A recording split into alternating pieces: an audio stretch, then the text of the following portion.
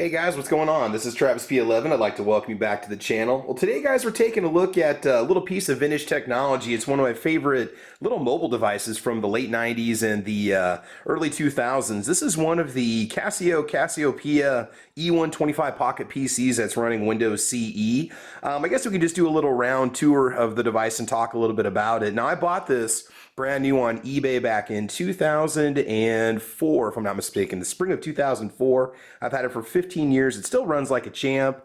And what I was looking for is something that would give me some mobile device access, something where I could actually access the internet, use my calendar. This is a pre-smartphone device. So this was about the time that you started to see some of the Palm Pilots coming out and a lot of those other mobile devices.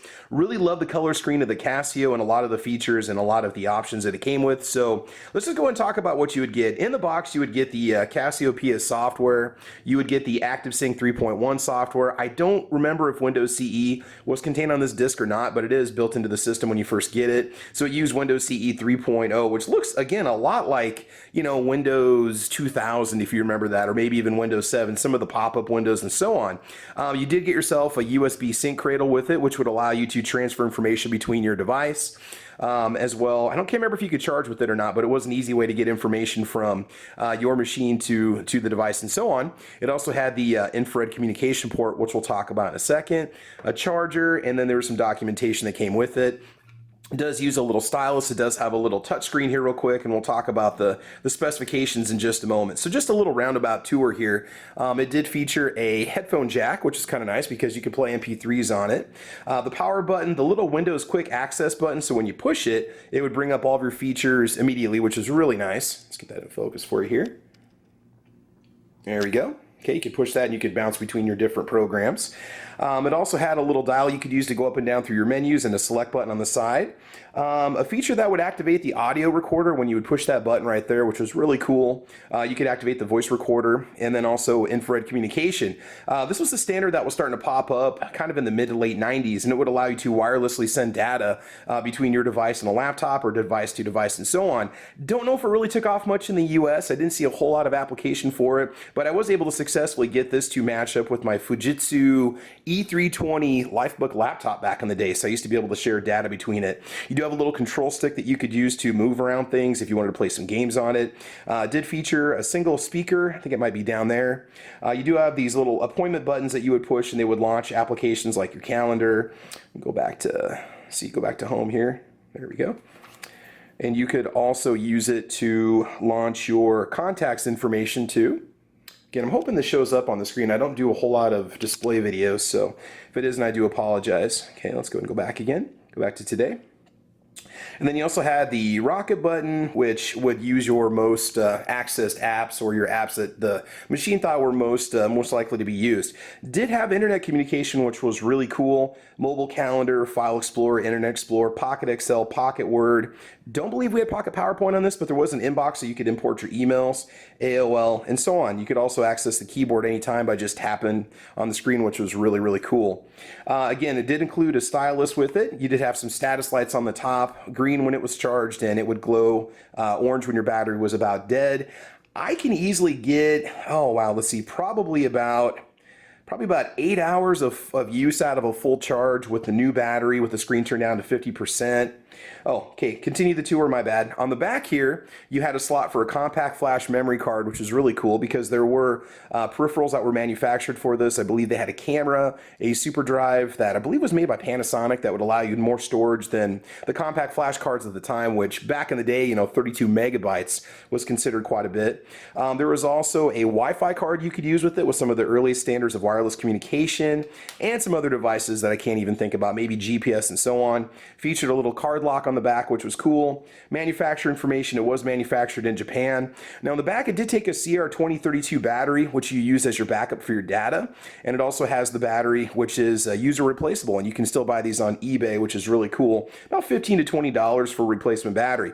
What was nice about it is if your battery finally went dead and it wouldn't take a charge anymore, you could flip it over to battery backup, pull out your battery, put the new battery in, flip it back to lock mode, and charge it and not lose any data. Also, if your little CR2032 battery would go dead, you could flip it over to battery mode, pop the cap off, take off your replacement watch battery, put it in there, and not lose any data, flip it back to lock mode. So it was kind of slick because it would allow you to swap out the batteries and not have to worry about losing your device data. Because on a device like this, if you were to take out that watch battery and the main battery, it would completely erase all of your storage and you'd have to start all over again. Very cool device. The screen was really neat.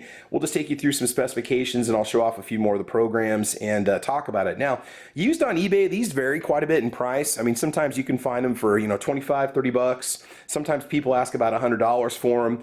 I have finally decided to sell this one up on eBay. In fact, the auction will probably be over by the time you see this video. I don't know. It's just a 7-day auction. And this is not an advertisement for the product, but I decided to go ahead and just let it go. I do have a little soft case with it too to protect it that came with it at the time. See, is there anything else that we had? A little charging port was on the bottom and your Sync Cradle cover was right down here so you could put it in the Sync Cradle when you wanted to use it. But very cool. I mean, they also had like an E100 and an E110, which had a little bit less storage capacity in it. So real quick, let's just go ahead and talk about the specifications on the device. What do you need to know about it? So the operating system was Microsoft Windows CE 3.0.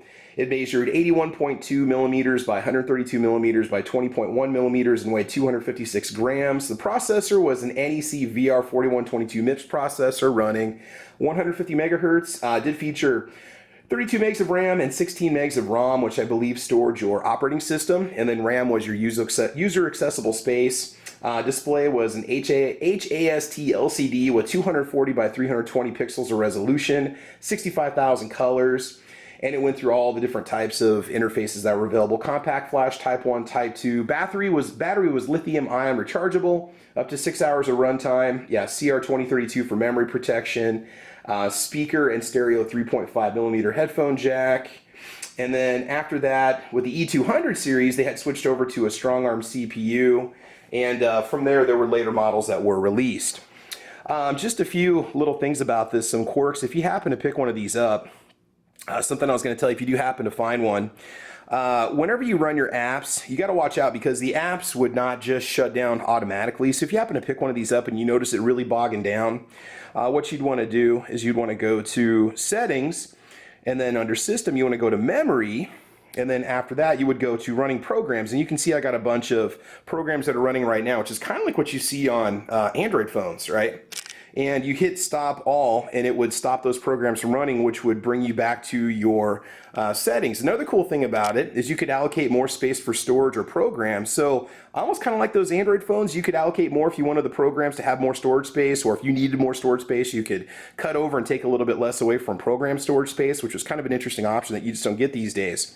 Did have a storage card status, so when you had a compact flash card in there, it will tell you how much space you currently have. It also again tells you about the running programs. So again, you've got this whole suite of applications, kind of like what you would see on a modern smartphone. And again, a lot of your modern smartphones kind of took some design cues from this type of an interface. I absolutely love it. You know, power, you've got complete notifications on your power and your backup battery. You can set all of your options for screen dimmer and all that fun stuff. They give you the build information. 1996 through 1999 is when this was manufactured. Oh yeah, it does tell us about the processor. MIPS VR4122. Memory is 31.59 megabytes. And so again, you had full options, full control. You know, you've got your clock option if you wanted it. You've got your calendar, your tasks, your notes, your Windows Media Player. Programs, you had a whole slew of apps that you could use with it. Microsoft Money, which actually used that for quite a while. Pretty much everything short of PowerPoint for a lot of the basic use. And there are still ROMs out there that you can download and get if you want to. Look, it even came with Solitaire. I forgot about that. That is awesome. So maybe I don't want to sell it. But anyway, guys, like I said, it is for sale up on eBay. I'm not going to put the link on there because this video is not an advertisement for it. But if you search for a Casio E125 Pocket PC, you're probably going to see it for sale up on there. But again, it's one of my favorite devices, but I just have not used it for years. And I think somebody else might be able to get some appreciation out of it. Real quick, you got the stylus that comes with it. Does have the touchscreen like I said before. Pop the stylus in there and you're all set to go. So that's pretty much all the quirks, all the ins and outs of this device, what you can expect if you pick one up. You know, if you can get one for 10 or 15 bucks, get yourself a battery for 10 or 15 dollars. You should be good to go. I believe the operating system is built into it. You don't have to reinstall the OS even if the batteries go dead on it, but your personal data does get lost, just so you know. But anyway, guys, that's it. That's my little take on the Casio E125 Pocket PC. My apologies if the screen didn't show up very well for you in this video, but it's a little hard to focus with the settings and so on. But anyway, guys, that's it. I want to thank you for watching. Thanks for checking out the channel. You can follow me on Facebook, Twitter, Instagram. Okay, you can find me all over the place. We got a lot more videos coming your way. It's been a while since I posted a video on this channel, but I've got a lot more ideas and a lot more stuff coming at you. So otherwise, guys, that is it. I want you to have fun. I want you to be safe. And as you know, we will talk to you soon. All right, take care, guys. Bye-bye.